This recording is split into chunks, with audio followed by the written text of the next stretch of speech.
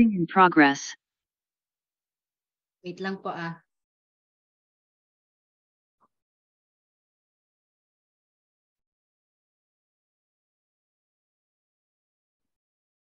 Again, welcome participants. Nag-copy na po ba ang lahat?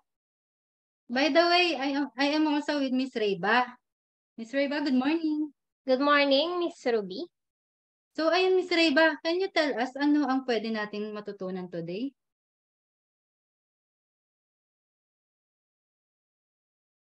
Sure. So, here are the objectives of this seminar.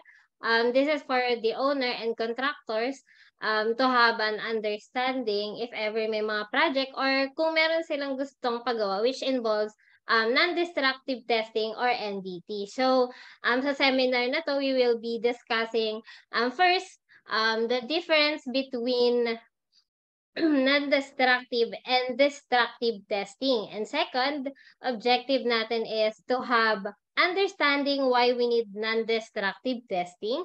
And of course, number 3, common types of NDT.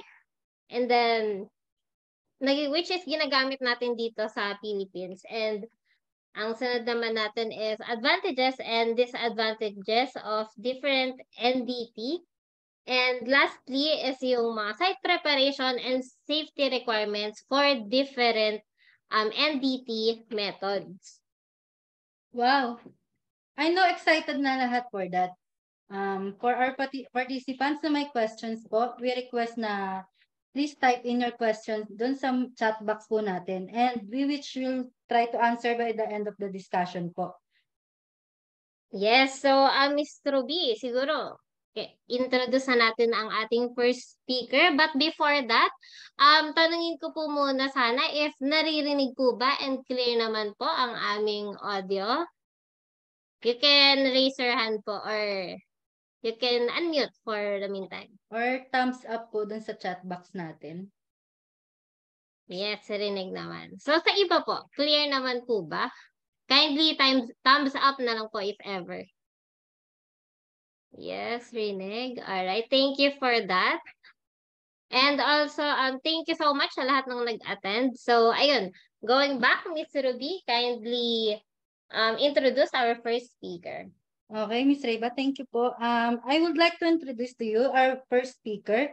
He is NDT Engineering graduate from TUP. He is currently our technical head of Mahika. He is Certified Radiation Protection Officer, Certified Welding Inspector, Mr. Edimar Listones. It's your turn na po.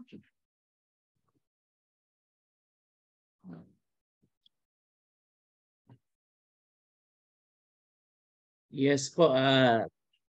Thank you so much, Ma'am Ruby, Ma'am Reba. Good morning sa inyong dalawa at good morning po sa ating lahat sa participants. Welcome po sa ating online seminar. So yun po, magsisimula na rin po tayo para po ma-catch up natin yung on time po, no? Kasi medyo maiksi lang yung oras natin. So doon po sa mga hindi pa familiar doon sa NDT, so sana po makatulong kami sa inyo ma-impart yung gusto naming maiparating sa inyo yung ano ang meron sa non-destructive testing. So ngayon, magsisimula tayo dito sa difference between destructive testing and non-destructive testing. So ano ba yung destructive testing? So kung mapapansin nyo dito sa ating slides, so ang destructive testing po, so ang pinaka short explanation po natin dyan, ito yung ginagawa nating mga testing, yung mga method dun sa mga components, sa mga materials natin na kailangan muna natin siyang i-destroy o permanently damage yung mga components natin para makapag-gain tayo ng mga information katulad ng ano ba yung toughness ng materials, yung hardness niya, yung flexibility, lalong-lalo na yung strength ng material po. So ang destructive testing, marami pong method din ito. So hindi lang po para doon sa mga structural natin. Meron din tayong mga destructive testing doon sa ibang component, especially po doon sa kung saan nature ng trabaho natin ngayon. Structural, yung mga civil works, mga lahat ng gumagamit po ng mga materials. So, next po, ang ating pag-uusapan, ano ba yung mga example ng destructive testing? So, kung makikita nyo dyan, ito yung mga sample ng destructive testing natin. Tensile test, compression test, shear test, hardness, impact test, fatigue, bending, creep test, torsion, and chemical test po. At saka marami pa. So ito lamang yung nabanggit nating ilan-ilan kasi ito usually yung na-encounter natin sa field natin. So ngayon, pag-uusapan natin talaga kasi nagkakaroon kasi tayo ng ano ba yung destructive. Madalas kasi yon na-encounter ng kadalasang nagpapagawa nito talaga yung mga manufacturing, yung mga contractor. So dito naman sa non-destructive testing, ito yung mga services na ino-offer naman ng mga usually yung mga NDT provider. So ano ba yung non-destructive testing? So ang ating pinaka-explanation dito, ang non-destructive testing, ito yung kabaliktaran ng destructive testing. Ito naman yung mga methods ng inspection na ina-apply natin doon sa mga components, doon sa materials na pine-preserve natin yung usefulness ng mga components. So hindi natin sila kailangang i-damage o i-destroy. So kailangan i-preserve natin yung usefulness niya para doon sa mga future pa. So ang non-destructive testing din nakakatulong siya doon sa sa balance between quality control at cost effectiveness ng isang manufacturing. So lahat ang NDT ay ina-apply sa lahat ng industry po, lalong-lalo na sa mga construction, sa mga power plants, kung saan pang mga involved na mga industry na may mga material, especially po sa mga welding industry po. So ito yung pagkakaiba, ito yung pinaka-short na pagkakaiba ng dalawa, yung in between na destructive testing at saka non-destructive testing. Ang destructive testing po, ito yung destructive testing aims to deform or destroy a material to analyze its point of failure.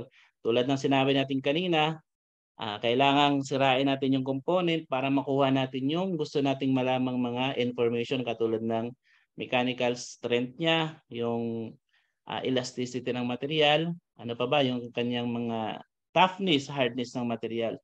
So, kailangan nating i-destroy muna yung components. So, itong components na ito, yung mga samples na ito ay hindi na natin pwedeng gamitin. So, magiging record na lang po natin yan kung saan natin siya pwedeng titingnan pag kinakailangan ng mga management or di kaya mga inspector natin sa site.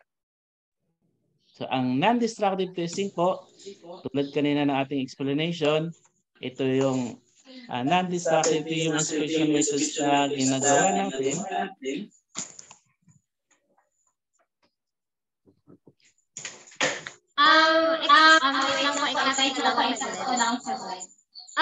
Sir, sounds po ninyo, sir, naka-off po kasi sa inyo kaya wala po kayong marinig. Nakikita ko kasi dito kung naka-on po yung sound niyo. Doon banda sa may mic po, click niyo po yun para marinig niyo po.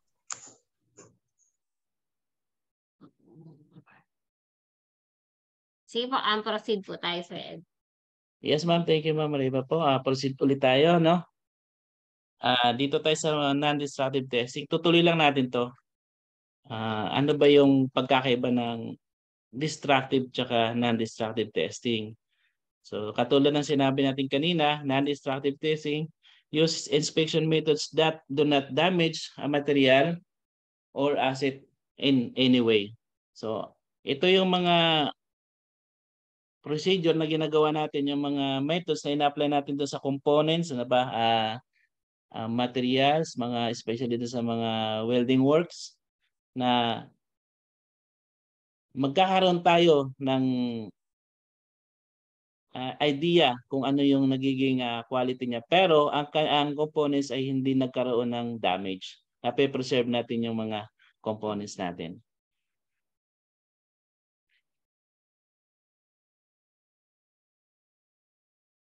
So, bakit ba natin kailangan ang NDT? Why do we need NDT? So, marami tayong maraming explanation diyan, maraming nagtatanong bakit meron ng NDT ngayon. Kasi nung una, hindi pa naman ganoon kakilala ang NDT. Pero sa ngayon kasi nagiging part talaga ito. Part na natin ng quality control. So laging may kasamang NDT yan. So ito yung mga dahilan, ito yung mga reasons kung bakit kailangan natin ng NDT.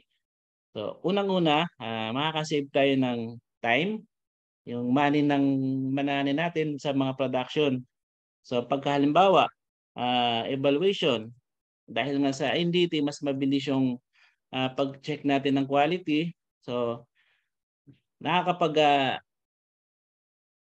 nakapagbigay agad tayo ng information kung yung mga products natin ay kailangan pang i-undergo ng iba pang examination o hindi na.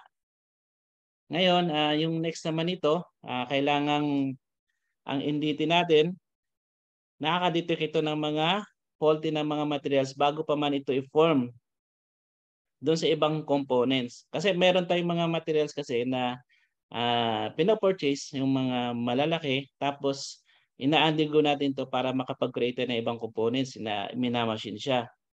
So dito, pagka hindi natin ma-detect agad yun, pagdating doon sa mga components na, doon lumalabas itong mga defect.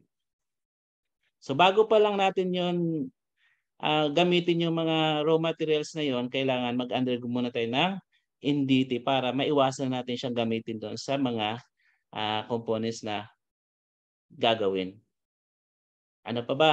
Ito pa yung iba, to detect faulty components before assembly.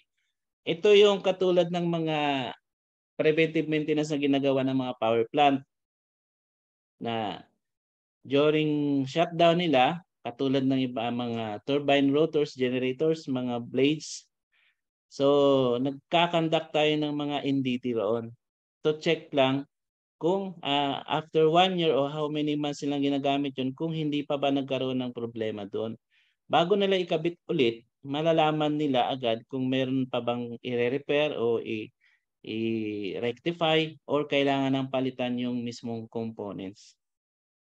Then, ano pa ba? To discover defects that may have developed during service. Ito yung mga, ang tawag natin itong iba is yung mga service fatigue.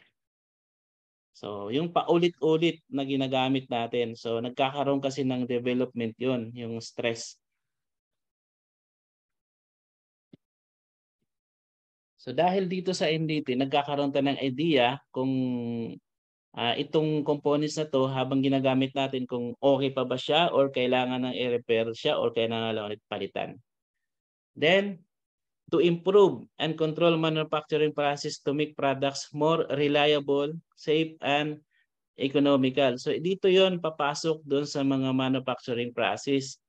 So, ginagamit ang NDT, isang paraan nila para halimbawa doon sa first batch nila ng production, meron silang nakitang mga kailangang i-improve. So bago pa man nila magawa ang mga next batch nila, ay magkakaroon sila ng adjustment. So hindi na yung nagawa na lahat, volume nagawa na lahat, tapos ng lahat, saka pa lang nila ma-discover na may problema yung kanilang ginagawa. So nakakatulong yun. Yung reliable natin, yung safe, yung economical naman. Siyempre, pagka less yung mga repair works mo, mas kikita yung manufacturer noon. Then doon naman sa mga normally sa mga workmanship naman, ang mga contractor, nakakatulong ang NDT para makita nila yung mga welding works, quality ng welds. At yung mga quality din ng personnel nila. So Doon pa lang sa NDT, pag nakita nila yung mga reports ng mga NDT provider, malalaman nila kung gaano kaganda or gaano ka quality yung mga personnel na hinard nila. Tsaka yung last na idagdag ko dito, yung early detection po ng mga porosity at saka cracks. So ito yung mga doon sa mga components during inspection po, minomonitor kasi yan. Kasi halimbawa yung mga porosity na yan, pagka may nakikita tayo at hindi na correct yan, maaaring magkaroon yan, magiging cause yan pagdating ng matagal lang gagamitin yung isang component. So dito pa lang sa NDT, pag nakikita na agad na yung isang component nagkaroon ng may mga porosity sa ilalim, yung sa loob na hindi natin nakikita. So maaga pa lang nagkakaroon na agad sila ng remedy. Hindi yung pagdating na ng bandang huli mas malaki yung damage pag during operation nagkaroon ng biglaang shutdown dahil doon sa maliit na mga porosities or mga void na hindi nag-undergo ng NDT. So ito yung mga dahilan kung bakit kailangan natin ng NDT.